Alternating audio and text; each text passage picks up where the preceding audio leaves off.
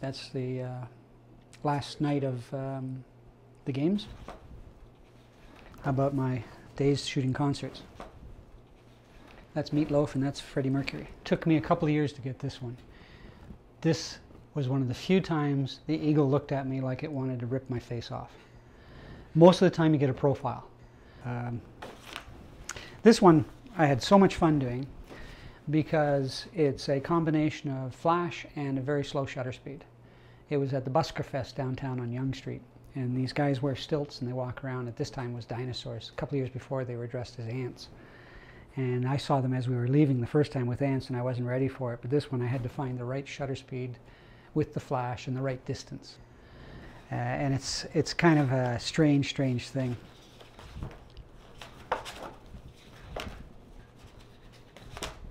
Okay, this is from a long time ago. Louise and I went to Utah and Arizona, and a place I always wanted to go to was Antelope Canyon. Now, Antelope Canyon is a strange place. It's a cut in the ground, a groove that has irregular shapes, patterns, and the light changes constantly through the day.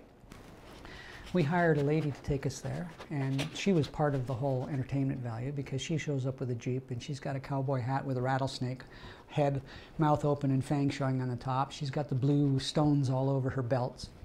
And she drives us out with this four-wheel drive, and I think it was somewhere around 8:30, 8 o'clock in the morning, maybe 9. And and the best part was she goes, well, before I leave you, because she was going to leave us till 1. That's when she comes back. Before I leave you, I'm going to go through the canyon and make sure there's no snakes. And Louise goes, snakes? She goes, yeah, they come in here at night sometimes. So we go through the canyon, and we've got a little flashlight, and it's nighttime in the canyon. It's dark. And she finds a dead rat. Not a city rat, but a desert rat. It's, I don't know, it's got big hind legs. It looks a cross between a rat and a kangaroo. And she goes, uh-oh. And she's got a stick with her, right, in case she finds a snake. They have sidewinders down there. And it's like, what do you mean, uh-oh? He goes, no, snake didn't get this one. This one fell from the top. What do you mean fell from the top? Well, they fall in the crack at the top of the canyon, and they ricochet down all the walls, and they're dead by the time they hit the ground. So it's like, oh, so we got to worry about falling rats now, too. So she takes the rat with her, and there's no snakes in the canyon, and we're there for 4 hours, I think it was, and I could have sworn an hour passed. And we walked up and down this canyon, which was probably 100 yards long, went thin, wide, crooked, so no sunlight was coming in, and as the sun went up towards noon, the color of the canyon changed constantly. This is the entrance of the canyon in the background, and this is the most light we had when we were shooting there. And a lot of the pictures I have are of the shapes of the rock and no center of interest, no look at this, no scale, no nothing. And this is probably the most successful out of the whole canyon that I think I got. This one took me 6 years to get. Once a year I'd go to Vermont to photograph this waterfalls. I needed the weather to be correct, which means overcast. I needed the right amount of water to come over the waterfalls, which I couldn't control. And I had to figure out what shutter speed to use. And the day I shot it, I knew I finally got what I wanted. All the other times it was beautiful, it was sunny, not very much water, too much water and sunny, all kinds of things going against me. And it's just luck. One camera that I've always liked, I've had two. I brought one of these to China with me, but I used it incorrectly. And I didn't use proper perspective. I use this for grand views. And what's interesting about it is that you can see here, I'll make it very slow so you can get an idea of how it works. If you look at it, you'll see that there's something like a turret that's rotating, and it's a slit shutter. So if I hold the camera like this, my fingers are in the picture. Now, what's interesting about this is that it's not a wide-angle lens per se, which everybody buys now, wide-angle lens to get more in the picture without having to back up. This gives you a somewhat normal human eye perspective, meaning full width of your vision, basically narrow. It has a level built into it. You look through it, you try and level it if you want. And I used this poorly when I first had the first version I bought, because I used it for grand views. No scale, no reference. Watched a program on TV one day, and it was a documentary about a fellow who was blind, and they gave him this camera, and they said, take pictures of whatever you hear. Now, I don't know how many pictures he took, but I saw 5 that they showed that made me realize I wasn't using it correctly. He didn't care about level. He would go crooked. He would hold the camera with one hand. He didn't use this. He would wind it and use his thumb to fire it in the general direction. Now, after China, I started using it differently, and you'll see these are relatively dark. These are family photos. You know, I'm not sure how you want to look at this, but I was very much into black and white, but I also used it at a balloon festival where they allowed me to get inside the balloon. Now, if you look at this photo, there's one really, really small man and one really big man, and that's the effect the lens has. You can sort of shoot around corners with this camera. Same balloon to get the real idea of how big a balloon is. You still don't have real true scale because there's nobody in the foreground.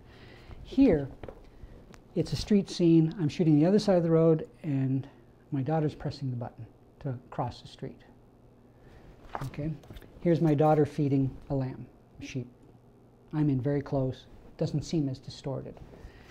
And here I'm shooting a vertical, including a man. There's Niagara Falls, one of those cheesy, get scared places. And I started using it at Pioneer Village. You know, here we are on the Maid of the Mist. And I stopped using this camera because of some issues with it, that it's hard to print, negatives are very long. But the other problem is you can't shoot into the sun. It's a slit shutter, so you get these vertical flares. So it became very limited.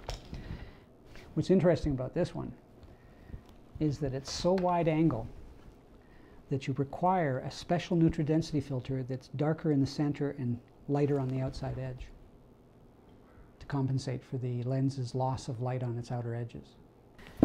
Other pictures I've taken, you know, I used a thing called Polaroid instant slide film, which was horrible quality, but it had this really strange color tint to it.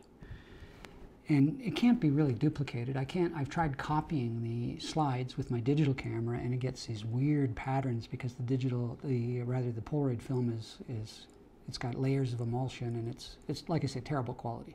5x7 is about the biggest you can possibly make them. But I did shoot regular film as well. And with regular film, I tended to use slide film, in fact. And this class, I approached the owner of the dance studio and told him I wanted to shoot a class and introduce myself, portfolio, that I teach night school, et cetera, et cetera. And he let me come in for a couple of classes, then he let me stay for a year, and I'd show up maybe once a week, once every 2 weeks, and photograph the class. Of course, a couple of these girls wore glasses, and they didn't wear contacts, so they didn't even really know I was taking their pictures, which make them even better. And all I used was a 35mm with a 90mm lens. And you know, you start looking at different aspects of individuals, and as long as they don't pay attention to you, you can get some very incredible things. And I didn't start off with flash. I did all available light, which caused problems because of slow shutter speeds. Then I was able to go to flash as long as I knew when to shoot and when not to shoot, so I wasn't distracting them. So I spent a year photographing this class, and I've got a number of images. This is one that I really like because it's sort of a very intense moment between the two of them. And then finally they had a show, and this is the rehearsal, and I was standing at the edge of this stage, and I had to quickly figure out the meter reading, because one of the problems with photography is that when the camera sees a large dark area, it thinks it's nighttime. So I pointed the camera at the floor mat, took a light meter reading, and then swung up and took one frame and got this. She had just stepped out of the spotlight to listen to the instructor, and her head's in shadow, but the rest of her body's in the daylight, the light of the spotlight, and it just worked out perfect. A split second later, she moved right out of the way. These two are probably my favorite cameras that I've had. This one especially. This is the one that got me into the concert with Meatloaf and Walk Right Down. I had this around my neck, and everybody just let me go. I found the same thing at a balloon festival once. I put this around my neck, and I snuck in with a truck in their balloon. It was all fenced off, security. And I walked on the opposite side of the truck so security didn't see me. After the truck pulled away, the guy saw me, and I saw in the corner of my eye he was coming up to ask me to leave. So I stopped, opened up my camera bag, and I spread out 3 lenses in the camera and changed the lens, and he stopped, figured I'm probably supposed to be there, and then left me alone. And I went in taking pictures of the balloons up close. This is an example of a old film camera that's 6.5 by 8-inch film size, and anything with wood inside to me is real classy. And this is the type of camera that they would use turn of the century. This wouldn't be your average photographer. This would be somebody making a living at it because of the size of the negatives. They're very large. I picked this one up at I think it was a flea market sale. And it came with the case, which is disintegrating. I keep it in a plastic bag because the brown leather is just disintegrating. And I have the film holders for it as well. And it's one of my faves.